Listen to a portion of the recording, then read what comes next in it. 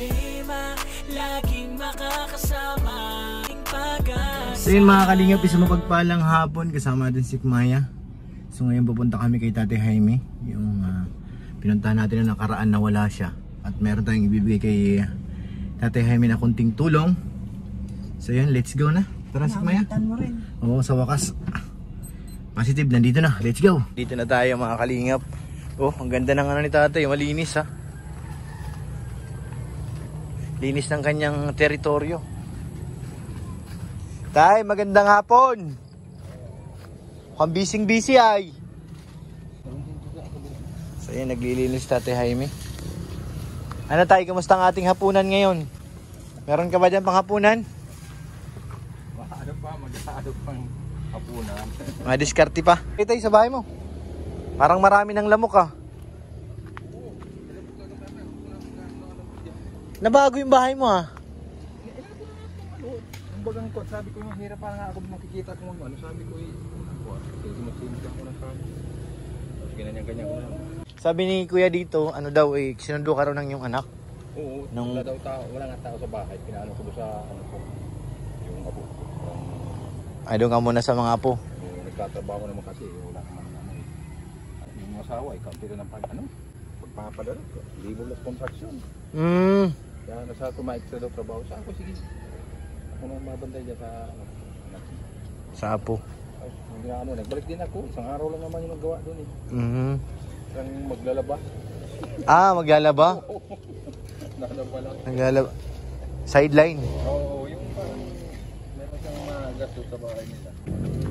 Ganda na ng bahay mo. Hindi na kagaya dati. Malaki nga kaso natulo naman.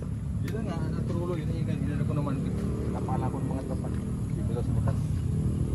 Paano? Maghahanap tayo ng ano pang takip diyan. Para hindi kayo mabasa. Okay naman yan, boss.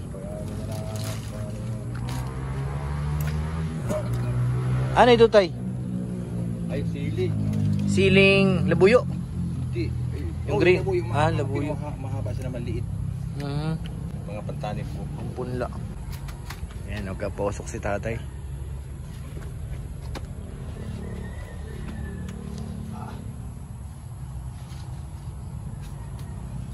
Grabe ng lamok.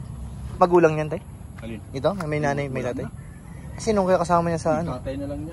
Ay nanay, wala na? Wala na, patay na. Mayroon ka pang maliit na kapatid? Mayroon pa siya mas maliit? Wala. Ay, ito na bunso.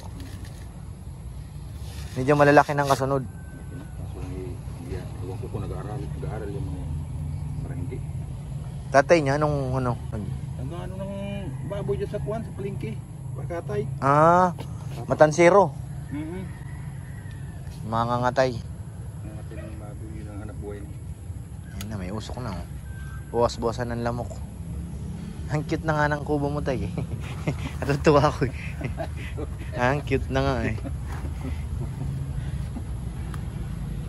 Wala pa hindi puro ano, tila. Okay lang yan, at least hindi ka na masyadong nababasa. Oo. Yan ako nga, At saka na makahiga ka na dyan ng medyo okay kaysa dun sa nakaraan. Yung maliit na upuan na sus. Parang hirap dun mahiga ay.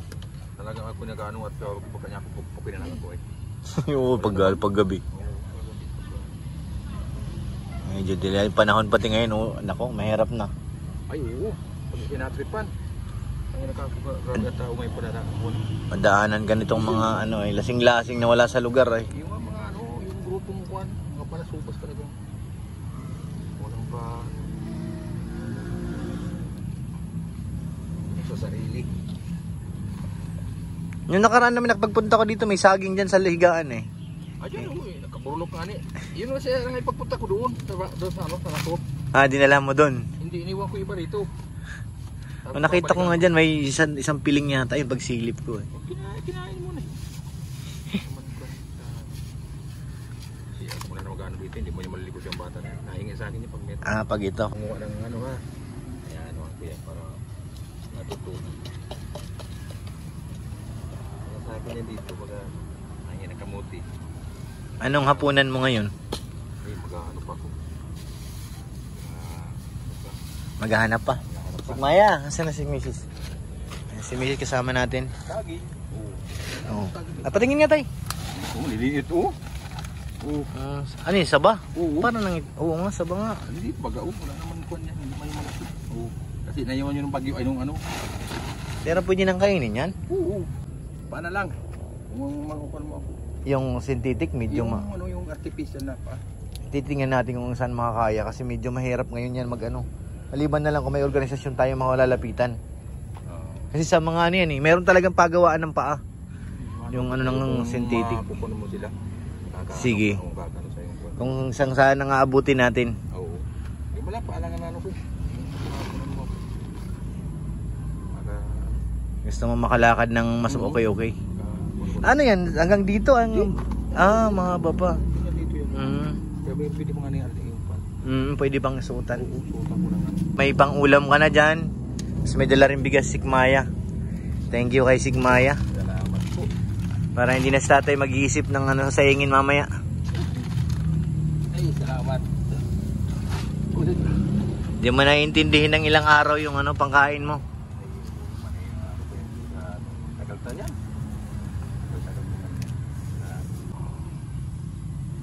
Kasi kung ako lang, hindi ko kapakayang maliban na lang kami mga sponsor na papasok sa atin. Pero kung galing lang sa bulsa ko, hindi ko pa kayang makalikom ng ganong kabilis. Maaari matagal bago ko mapagbigay ng ano. Okay lang yun, basta yung madali. Hindi mo pumamadali. Ganyan din nga nag-aaral yung magkapatid niya, wala pa nag-iiska. Kawawa nga. Oo, kasi wala na talaga magulang, wala na nanay. Iba talaga pag nandyan na nanay eh. Ayun tatay, ang trabaho rin, maghanap buhay. Ay, nauwi pag ano na, hapon na. Hapon na. Umaga maalis. Tinulungan daw yan ni Papal ng bahay ito sa ano, Pasod. Sila yung binigyan ng bahay sa ano, Basod. Ay, aso lang malayo daw eh. Oo, medyo malayo nga yun. Yung bumalik dyan. Yung apartment type. Hindi ko nga alam. Mga apartment type yun dun. Oo. Pero dun, pwede ka rin magtanim-tanim. Kasi may mga taniman, malawak pa yung lupa dun. Dito sa akin ay, tinulungan daw siya ni Papal. Sabi ko, bakit iniwan mo? Inaandun yung bahay kasi malayo nga. Yung araw baga, ako may hawak ng mga pabahay dun ni Kuya Bal. Doon, iniwan yung bahay. Oo, iniwanan nga. Nandun yung bahay nila? Oo, nandun. Walang nakatira dun. 3 pintuan yun. Hindi na. Pwede naman. Abot lang din ng tulong. Kasi kawawa din naman yung mga bata. Tay, gusto mo dun? Dito po na lang ako. Dito na. Liblib na kasi dun eh. Medyo maano ka na. Mahirapan ako dun. Sa akin lang talagang pagpunay. Kasi sa akin lang, malis din ako dito. Hindi mo rin ako yung abamboy nandito rin ako. Ganitong sistema. Sanay ka na pati dito. Kagaya rin sa kanila eh. Oo, yun na nga. Sanay ka na sa gayo. Pero sanayan na lang yun. Pag merong pan, matitiran talaga. May bahay sa gayo na ano, malayo. Sa mag-aaral sila ka ng ano. Sa magre-renta ka.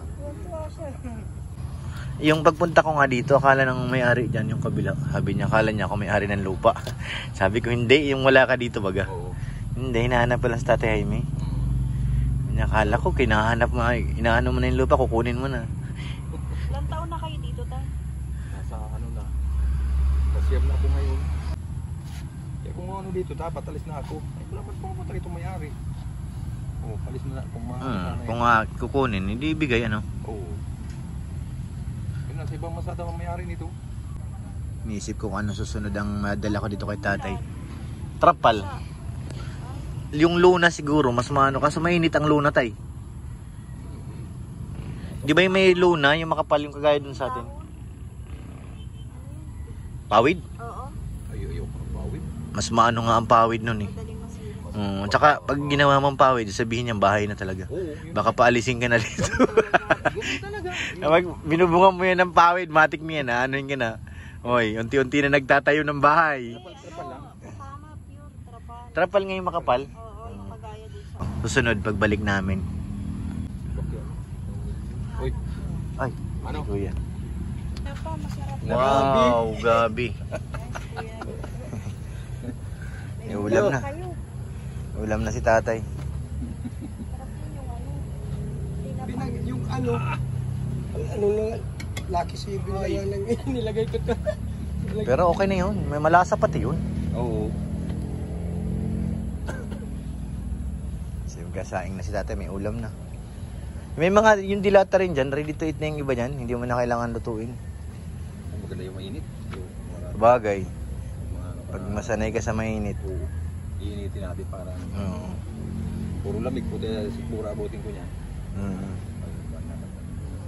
Paano tayo, di na kayo magkatagal at paggabi na.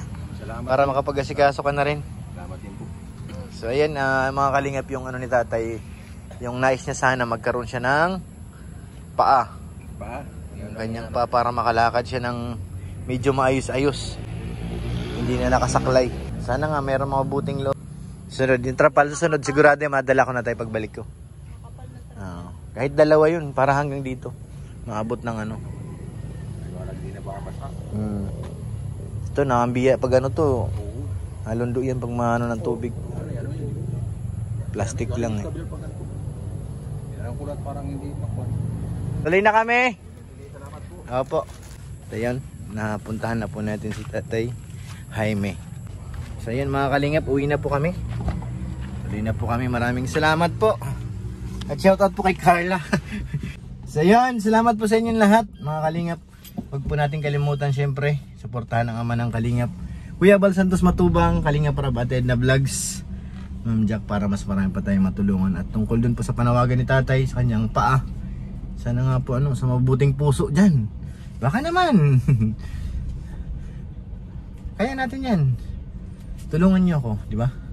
Shoutout po kay Ate Annie, thank you po kay Ate Connie, kay Ate Jenny, thank you po kay Sir Andy Cabral, Kay Ate Jeremy. kay Ate Jermelina Dubot, salamat po ate, ingat po kayo dyan palagi. At sa inyo lahat mga kalingap, bye bye po, and God bless.